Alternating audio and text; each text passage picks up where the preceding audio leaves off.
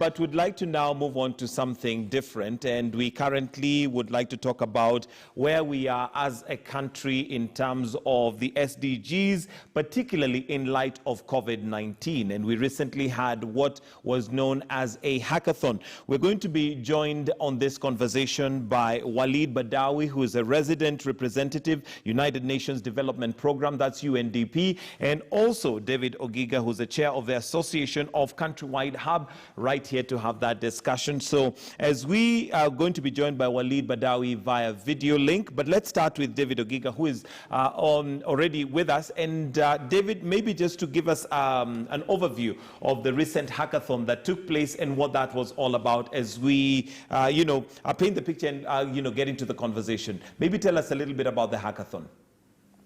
Thank you very much, Michael. I think maybe to start to give perspective to the viewers is maybe a definition of what a hackathon is. So a hackathon is a design sprint where innovators come together and then look at possible solutions for issues. And so normally the test is in the time, so very intensive within a very short period of time. And you are solving a given situations, and if they are programmers or if they are using technology or non-technology. But at the end of, say, if it is 36 or 48 hours, there need to be solutions. And so the hackathon that we ran was towards COVID. As you are aware, the world is grappling with the challenge of coronavirus. And as Kenyan ecosystem innovators, we were looking at what is it that the role that we can be able to play in lessening the effect, especially the negative impact of coronavirus. So already this event happened. That was yesterday was the final award ceremony in which we were able to select some of the best startups. All right, and maybe just so that we have an idea, what were the specific challenges that maybe you put before those who are participating? So we were looking at 3 thematic areas. We were looking at, one is food systems, and second is health sector, and third was on decent work.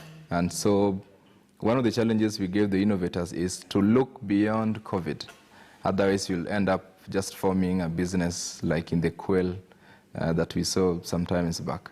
So are you able to form a business that not only offers solutions during COVID, but also in the next 10, 20, 30 years, and that it can be a viable solution, not for the current period, but also in the future to come. Yeah. Okay, and of course this was to also provoke those who are participating to be visionary and not just look at things right now, but also look at the future. Maybe some of the gains that you can say you have realized with this particular hackathon. I think one of the things, if you look at the 3 thematic areas, Michael, is if you look at, for example, food, agriculture is key sector in this country, contributes 27% of the GDP, I think over 70% employment, job opportunities, especially in the rural areas. But with the lockdown, you find that many farmers are unable to continue farming, that's one. But 2, the supply chains have been sort of like stopped. It's difficult to move food from place to place.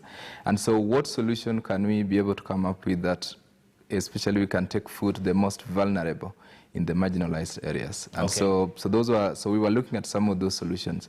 But also if you look at, for example, in the decent work, as we speak today, over 4 million Kenyan youth are out of job. With the lockdown, the factory are shutting, most businesses are declaring redundancy. And so the challenge again was to come up with solutions that can be able to address the joblessness of the Kenyan youth and especially the Kenyan population. And so, and that's just a tip of the iceberg. Also, if you look at health and the various challenges that sector as well faces, yeah. All right, I'm sure from the hackathon you probably managed, and this is not, it's not secret, it's something that's known. Kenyans are very innovative and have a lot of enthusiasm in terms of finding solutions for some of those thematic areas, food and health. But what has been a big challenge for many of them is the support, whether financial, whether in terms of developing those ideas. With the hackathon, are we looking at a more, concentrated considered approach to whereby these ideas can have, whether it is financial support that is required or whatever support is needed for these ideas to be actualized and made into dreams coming true? I think one of the things that I will say is the platform we created was very inclusive. So we had the government directly involved through Konza of Technopolis, who are our good partners, led by Engineer Tanui. We had the development partners. We had UK, Tech Aid, UNDP supporting, as well as many others. And then we had the innovators, and we had the tech ecosystem. And so that broad spectrum, I think, ensures that the solutions that are coming out of the hackathon can be directly adopted, not only in the government-owned response, but also in the general public. And that this could, because I think that was, you captured very well, like, there are always many challenges with the startup ecosystem. And I think I can just say top of my head, one of these is the financing, which has always been a big issue. The other one is, of course, the policy, that the policy needs to be friendly to startups ecosystem and be able to support SMEs and young people coming out of universities. And so when we were in the design stage of the hackathon, we were cognizant that we need to be able to capture the breadth and length of this community and the society, and have a sort of like a platform that is able to be adopted by the population. And so I think we were able to achieve that through the stakeholders that came on board. Yeah. All right, and talking about stakeholders, we do know that this was done in conjunction and in support with United Nations Development Authority Development Program, and we are now joined by Walid Badawi, who's a resident representative, UNDP, and thank you for joining us. Sir, maybe let's start off with a question on UN being one of the lead agencies on human development. What has UNDP done so far in supporting the fight against COVID-19 pandemic? Thank you, Michael, for that, and great to be on the show with David. It was great to participate on the challenge. But to your question, maybe first on human development, and let me just say that for us as UNDP, human development is what defines what we do. It is about expanding people's choices, and this has really been integrated in all of our support, not just to COVID-19 response, but through everything that we do. So to your question specifically, UNDP globally has developed what we call a 3x3 framework of response to COVID-19, which looks at 3 axes. 1 is helping countries to prepare, 2 to respond, and 3 to recover from COVID-19.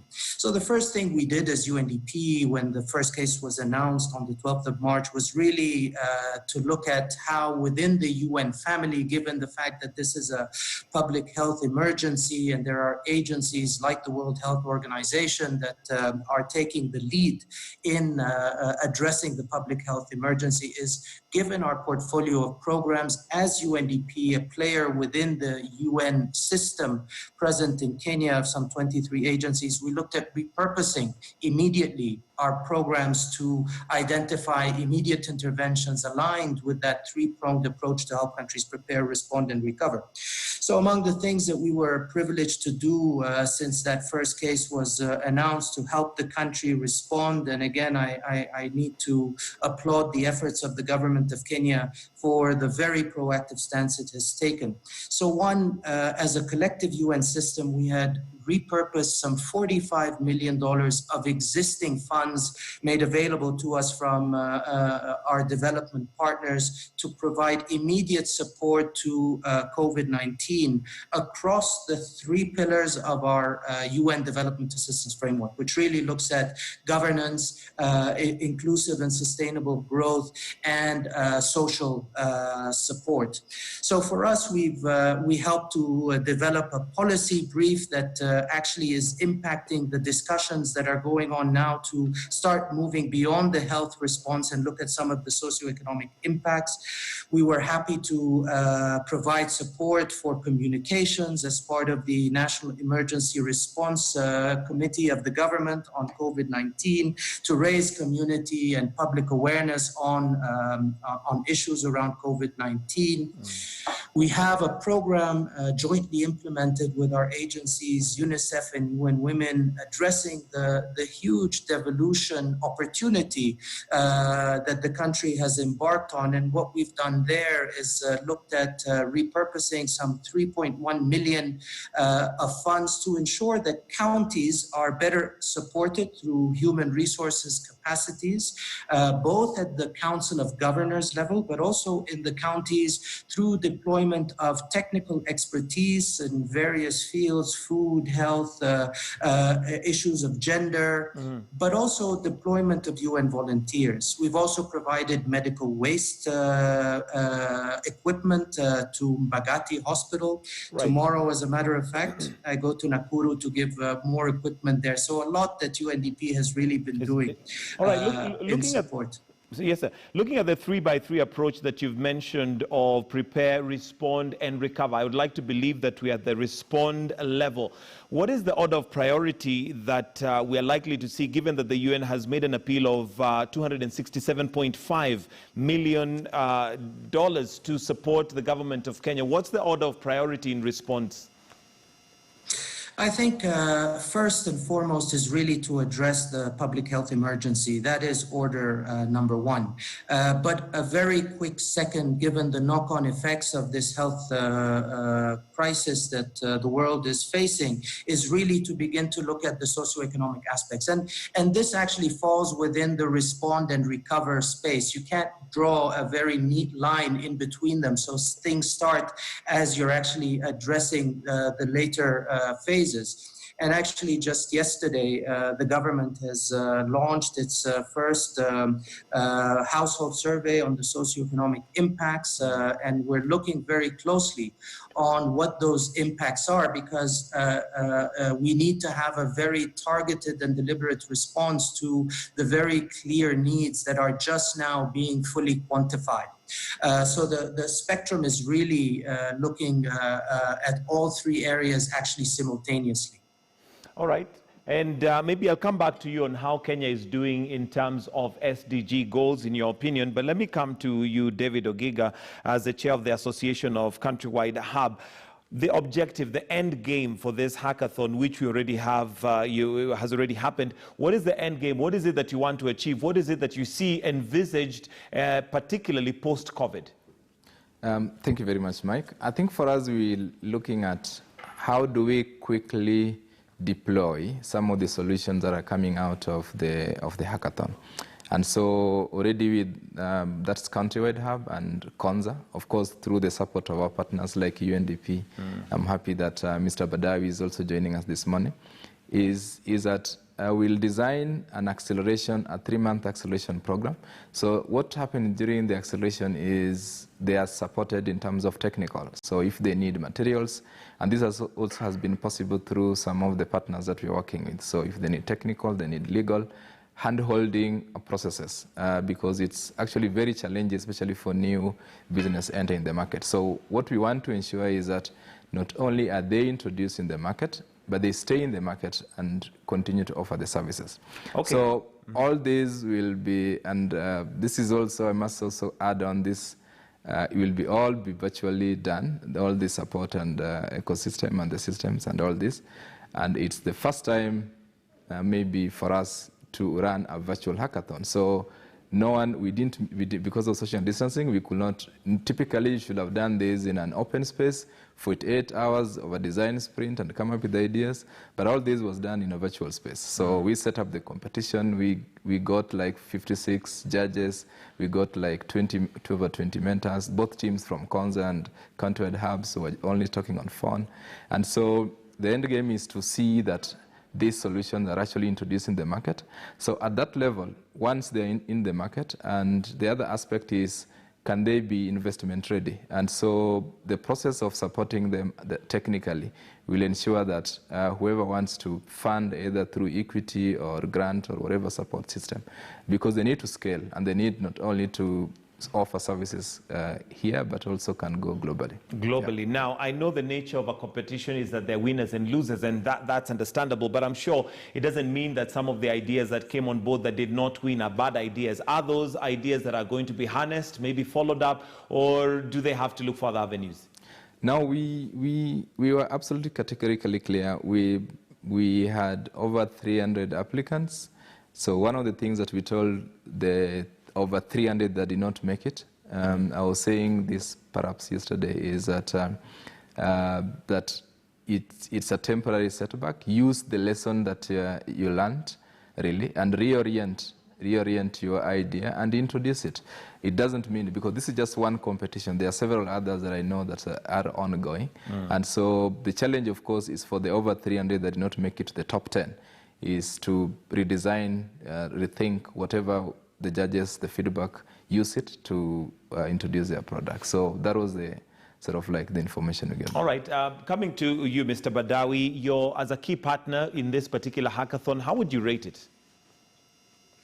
Well, I would say that it was definitely a resounding preliminary success, simply because, any opportunity that we have to mine the creative talents that exist in any society to come up with new ways of solving our traditional problems is a welcome one. I think, as David was saying, the key here now is how do we ensure that we can provide the kind of support that these young innovators, brilliant young innovators need, whether it's access to finance to help them incubate their ideas, whether it's mentoring, technical support to ensure that they can continue this business, whether it's protecting their intellectual property rights. A whole host of challenges have been identified in the innovation ecosystem here in Kenya that really require us as a development community